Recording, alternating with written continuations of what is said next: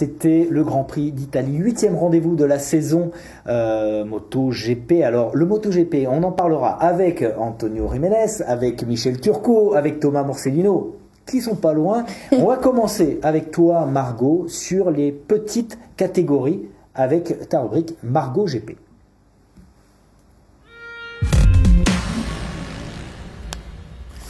Alors Margot, pardon, vas-y.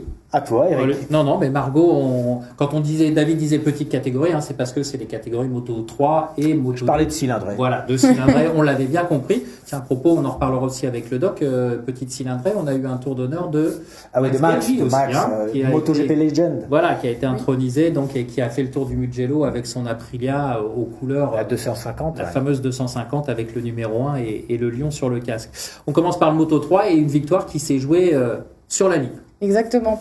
Sur la ligne, donc pour revenir dans l'ordre des choses, dans le contexte, donc c'est Zan Guevara qui à l'origine passe la ligne en premier pour 21 millièmes d'avance sur son coéquipier Sergio Garcia, mais on peut dire que la victoire s'est jouée sur 2 lignes parce qu'il est passé une fois de trop dans le vert juste avant, donc il a eu une pénalité, de une place, ce qui fait que c'est Sergio Garcia qui remporte cette course.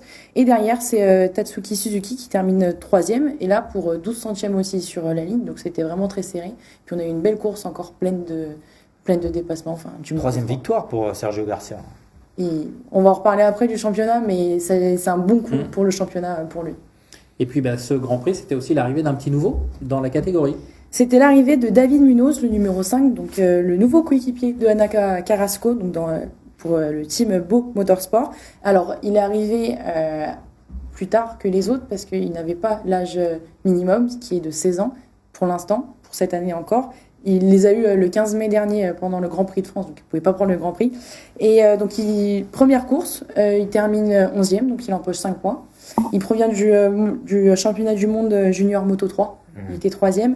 Et donc, normalement, ça devrait être le dernier pilote de cet âge-là qu'on devrait voir arriver dans les catégories, dans les petites catégories. Ouais, parce que maintenant, ça va être 18 ans. Exactement, c'est ce dont je voulais parler. Parce que c'était il y a un an, c'était le décès de Jason Dupasquier sur le Mugello. Et il y a eu d'autres décès. Donc, pour recontextualiser, la FIM a pris une décision de remonter l'âge minimum. Donc, après, on peut en discuter, mais c'est vrai que là, on a revu des chutes assez spectaculaires en Moto 3, donc il y en a eu plusieurs pendant la course, et notamment Ayumu Sasaki en essai libre 2. Ouais. Parce que donc il part en high side, et ensuite il y a Romé Mazia qui malheureusement lui roule dessus. Et j'avais un peu des frissons quand j'ai vu tout ce qu'il a eu, parce que fracture du vertèbre, des 2 clavicules, et comme traumatisme crânien, plus d'autres contusions. Ouais, il n'a pas fait semblant. Ouais. Généralement, c'est dans les chutes, s'il y a une percussion, et on se rappelle aussi de l'accident de Marco Simoncelli, c'est aussi malheureusement comme ça. On fait quand même un petit point aussi sur Lorenzo Felon, parce qu'il a marqué des points. Ouais, de nouveau 2 points. De nouveau 2 points, exactement, les points de la 14e place, et il s'est beaucoup battu parce que cette fois-ci en Moto 3, le groupe était très très très long, donc il a pu profiter aussi des chutes d'autres pilotes devant lui, mais il s'est aussi beaucoup battu. Et on peut le voir que là, il s'est amélioré au niveau des exercices, au niveau de l'exercice des qualifications, parce qu'il est passé par la Q1, mais après il est passé en Q2, il s'est qualifié en 12e position. Et donc on espère pour lui qu'il continue à marquer de beaux points. C'est tout le mal qu'on lui souhaite. On passe au Moto 2, avec un nouveau vainqueur. Exactement, nouveau vainqueur. Un événement. Pedro Acosta, P1. Première pole position pour lui, donc ce qui fait qu'il est 10e au général maintenant. Il prend quelques places en plus, en moins. Donc on en parlait d'ailleurs il y a 2 semaines, parce qu'il avait failli gagner au Mans, en France. Et donc il bat le record de Marc Marquez. Record de précocité, ouais. Il avait donc 18 ans et 4 jours. C'est 83 jours de moins que Marc Marquez. Et donc au Mans, vraiment, on pensait qu'il allait gagner. Il a fait exactement le même week-end, sauf qu'il n'est pas parti de la pole position. Il a travaillé son rythme de course tout seul. Il a fait ses qualifications tout seul. Il était très bon. Donc il est parti 2e. Et rapidement, il a pris la tête de la course. Après, Aaron Canet a chuté un peu après la mi-course, donc ce qui lui a laissé un petit peu d'avance, mais c'est bien. Alors je ne sais pas si...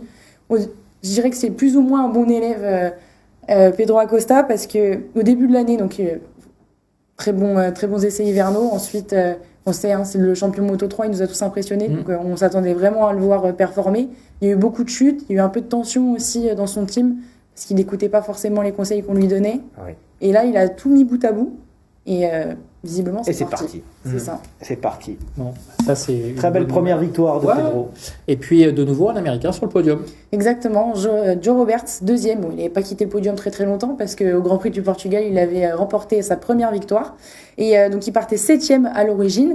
Il s'est battu aussi beaucoup avec le groupe de devant parce qu'ils étaient quelques-uns. Et il était sur un circuit qu'il aimait bien. Il le disait que la moto, il avait un petit pressentiment. Il était un peu nerveux avant le début de cette course-là. Mais il se sentait bien, il avait vraiment les bons réglages, il a su résister à Celestino Vietti. Et c'est bien pour la Dorna qui souhaite avoir des Américains en MotoGP. Encore faut-il qu'il accepte les propositions comme il avait eu avec Aprilia en 2021. Et du coup, au championnat, on fait un petit point. Au championnat en Moto 2, eh bien, Ayugura, qui a complété le podium en 3e position, il revient à égalité avec Celestino Vietti, à 108 points exactement, parce que Celestino Vietti était à la base devant Ayugura. Mais malheureusement, il y a eu un problème mécanique à l'embrayage. Visiblement, c'est ce qu'on entendait à la télévision. Et donc, compliqué pour lui. Mais deux leaders. Vietti, dont on commence à parler, mais ça, on en parlera un peu plus aussi peut-être on en parlera. avec Jiménez, Monsieur Jiménez, Antonio Jiménez et Michel Eldoc en MotoGP.